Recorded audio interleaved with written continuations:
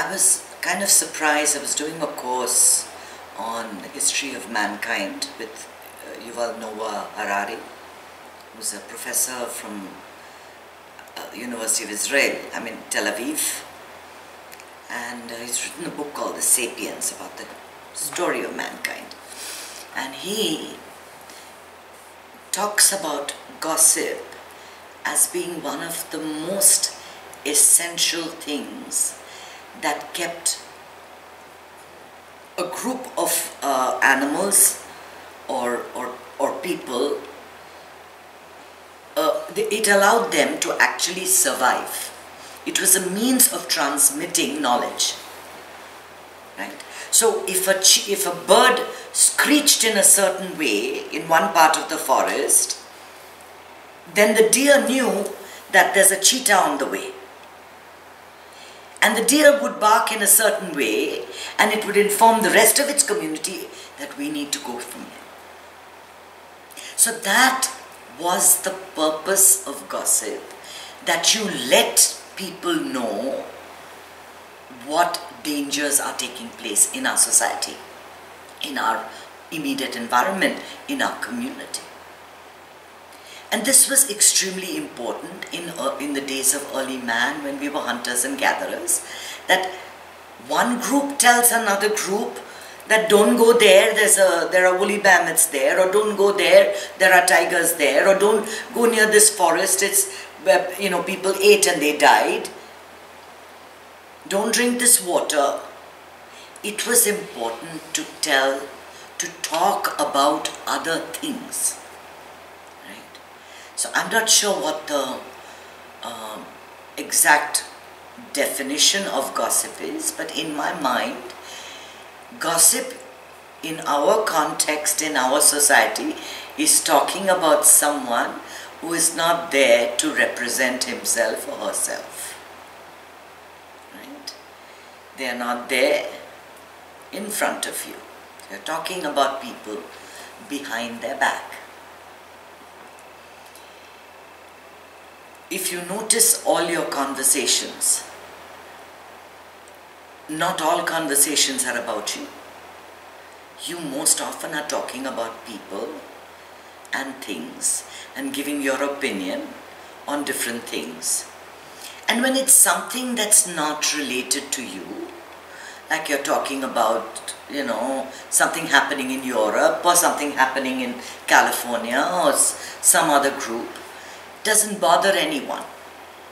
It doesn't hurt anyone. The problem with talking about someone behind their back, when they're not there to hear, is that it comes and bites you. Inevitably. Inevitably. It is much better to address your concerns directly in front of someone.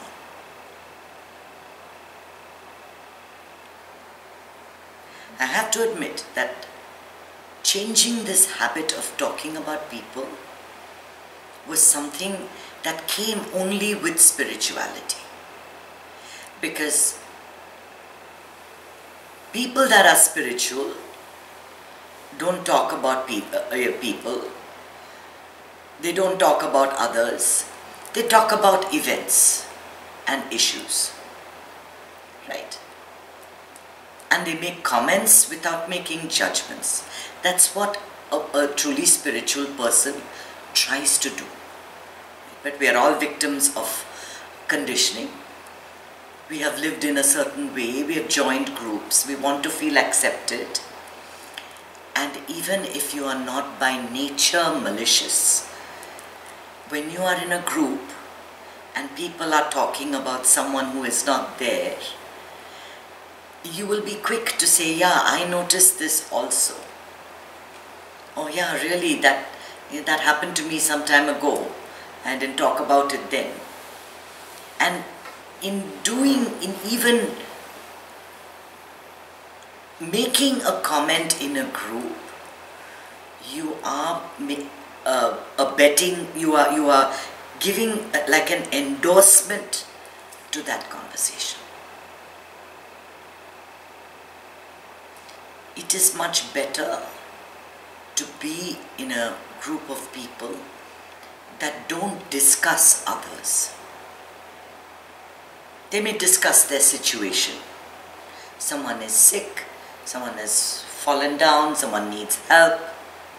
But when it gets to, oh, she said this and she said that and she behaved like this and she behaved like, and when you know it's something that's going to, if that person was sitting there, if it's going, it would have hurt that person. And if you know that, you cannot be part of it. You cannot be part of it. And I have had people that have, I stay away basically from groups and organizations, and every organization, whether it's a church organization or a community, or they will be talking about each other behind their back. And even in the office, I think people have a tendency to discuss the boss. But you never know when that person you're talking to is going to tell the boss what you said.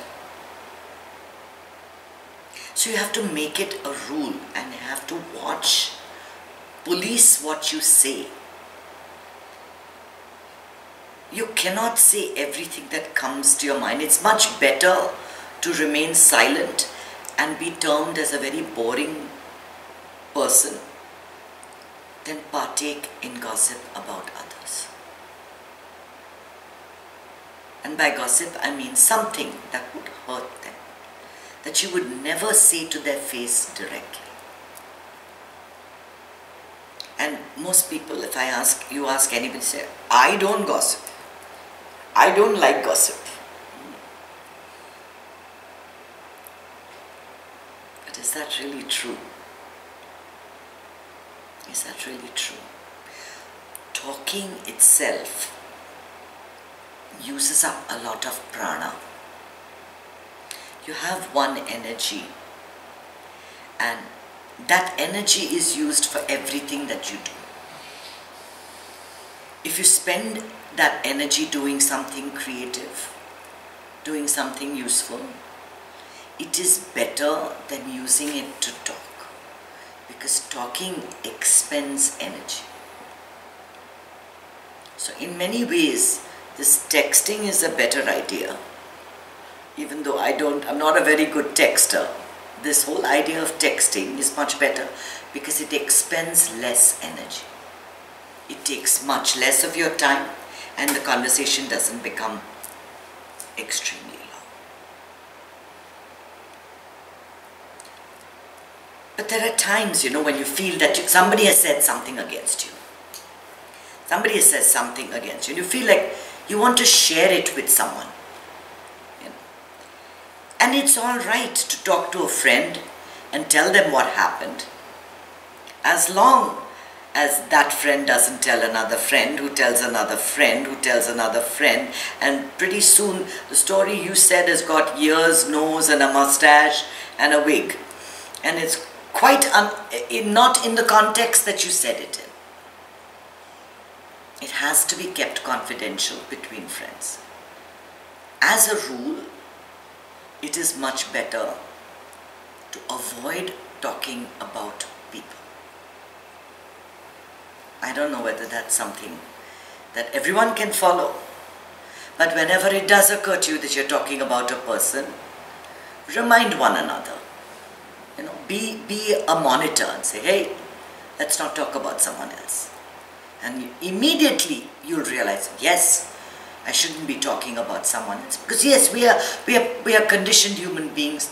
We have egos. We get hurt, we get upset, we get emotional, and we want to register our complaint. But it helps nobody.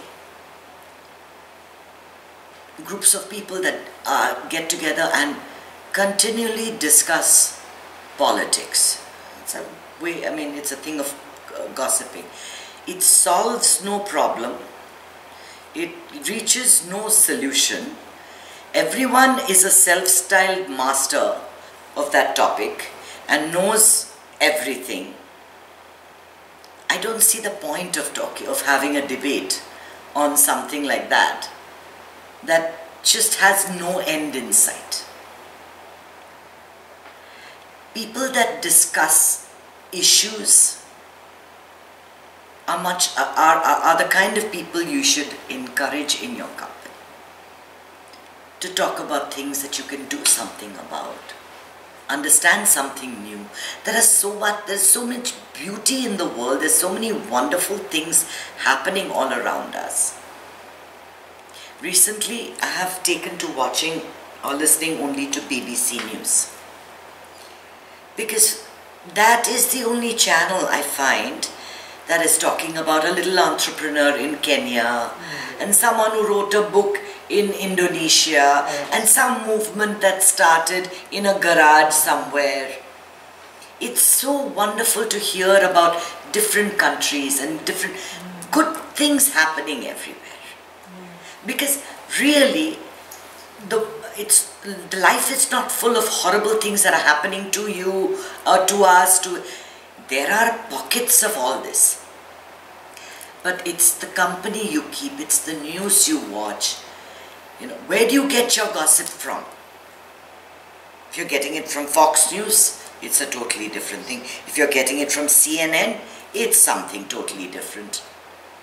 That's why I've taken to watching BBC News, because it's topical, it's solutions, it's Greenpeace, it's new things that are coming, new innovations, what's coming in the market, who's the, what did a soccer player have to deal with. I mean, small people, big people, children, and they even touch religion. They did a wonderful program on Muslim women, and why they choose to wear a burqa. They talked to women and said, why do you choose to wear a burqa when you can be without it?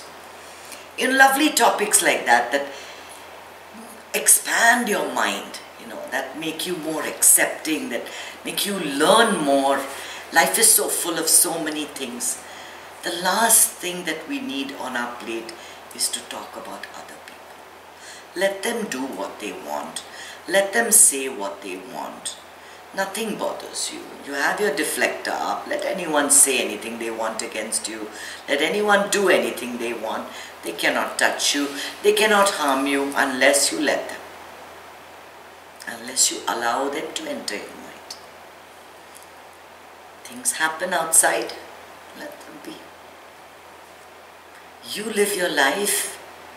Let the quality of your day be about improving yourself.